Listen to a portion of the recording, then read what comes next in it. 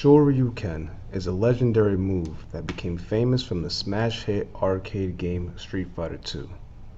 Just what makes this move so special, and who invented it?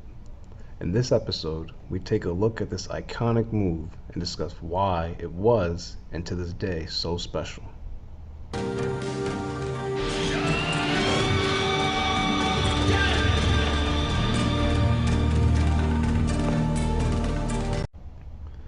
The move that would become known as the Shoryuken first appeared in Capcom's 1987 arcade game Street Fighter.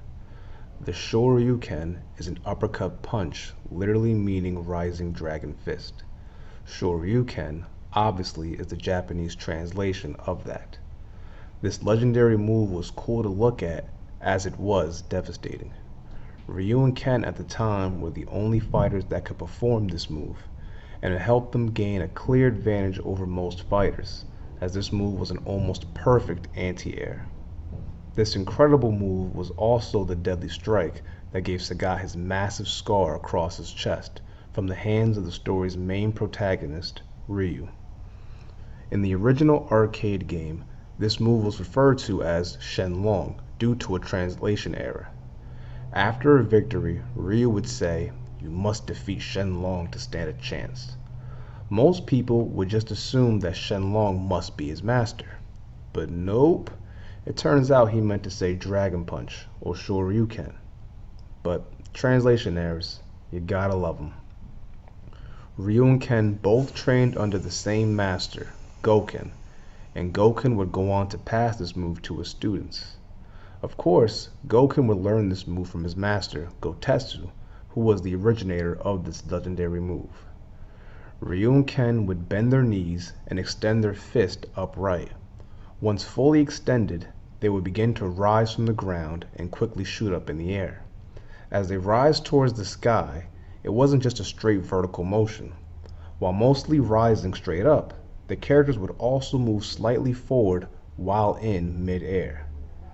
This move is extremely powerful, and as the game continued, more alterations were made to the move, especially depending on the characters that would use them.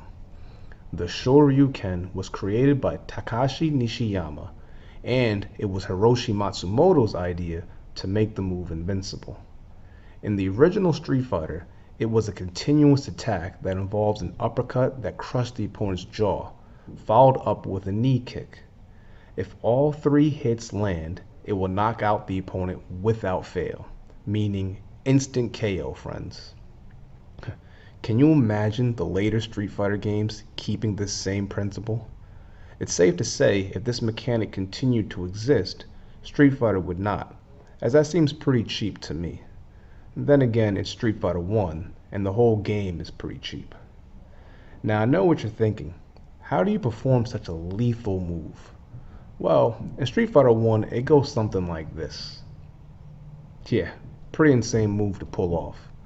But all jokes aside, those aren't the correct motions, but whenever I'm playing, that's what it feels like to me. I guess it makes sense it's tough to pull off, since the move is an instant kill when landed. In Street Fighter 2, however, the move is much easier to pull off. Executed by moving the stick forward, down, and then down forward, a DP motion. This move and motion would become so famous that most fighting games going forward would adopt the mechanics and execution. Even the name became a mainstay in the fighting game community. Whenever you would do an uppercut move, people would say, "Do a Shoryuken" or Dragon Punch motion, because it was just so common. The Dragon Punch is very much an umbrella term to describe any jumping uppercut attack that resembles a Dragon Punch. In the Street Fighter 2 series, the Shoryuken move is almost completely invincible while rising, meaning the move can pass through projectile attacks as well, potentially striking the opponent in the act of throwing them. In later games, this invincibility was mostly removed. However, it still will beat out most attacks. Ryu and Ken, of course, do differ with their Shoryukens. Ryu focused on making his Shoryuken a hard-hitting move, hitting the opponent with one blow and laying them out.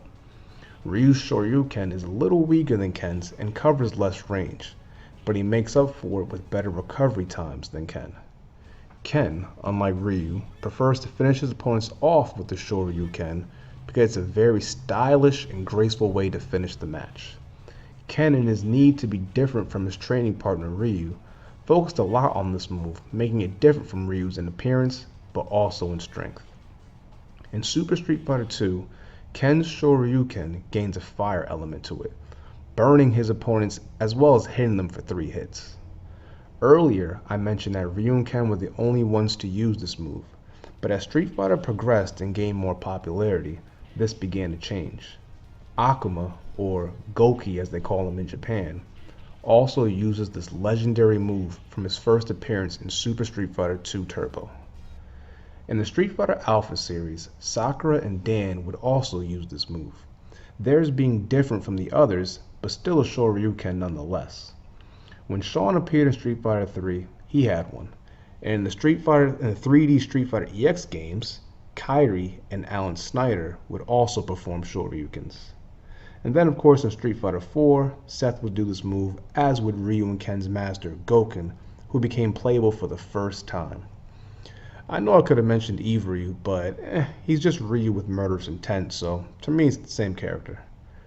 Ryu's Dragon Punch would hit once, and then in later games like Street Fighter 3 and Street Fighter 4, the move would hit 2 times.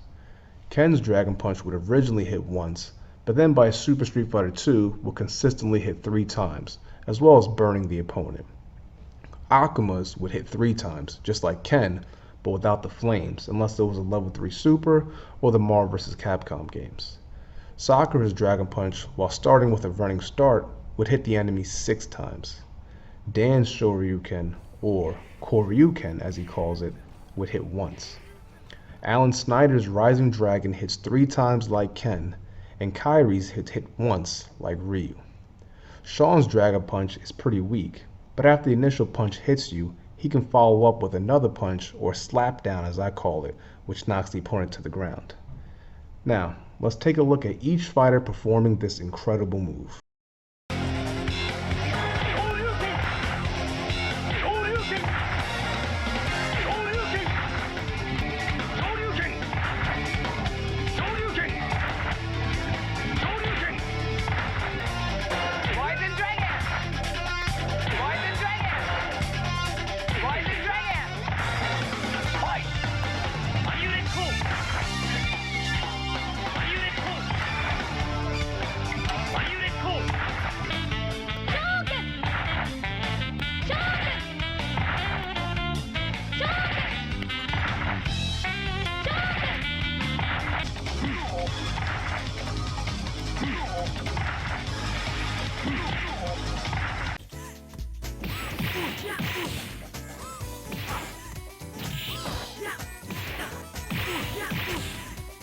This move was so popular that other fighting games as well was used this move, most famously the Art of Fighting characters Robert, Yuri, and Takuma. Although they did not call it the Shoryuken, it was pretty close. You get the picture. Other fighting games would see characters mimicking this awesome move because the move was just that popular. It really became a standard for strong martial artists to have and symbolize strength and balance in a character. Wanted to have a tough, skilled fighter? Give them a jumping uppercut move. That would drive the kids crazy for sure, is what I'm pretty sure the devs were thinking when they made these games. This move is so famous, I just had to do a video on it. Plus, seeing how I mainly cover Street Fighter content on the channel, it made perfect sense to do it. Now, fighting games are not as popular as they used to, but back in their day, this move was everywhere. It was quite simply almost unstoppable. This move is the ultimate strike from the Ansatsuken deadly arts, or assassination arts, that Ken and Ryu know. The move is so deadly that, if executed perfectly, it will kill the opponent. I mean, talk about having the ultimate killing strike.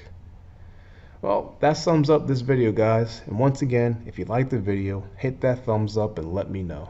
Also, leave a comment if you remember this incredible move, and if you think it's still awesome today. Plus, if you're thinking about subscribing, well, sure you can. Take care, guys.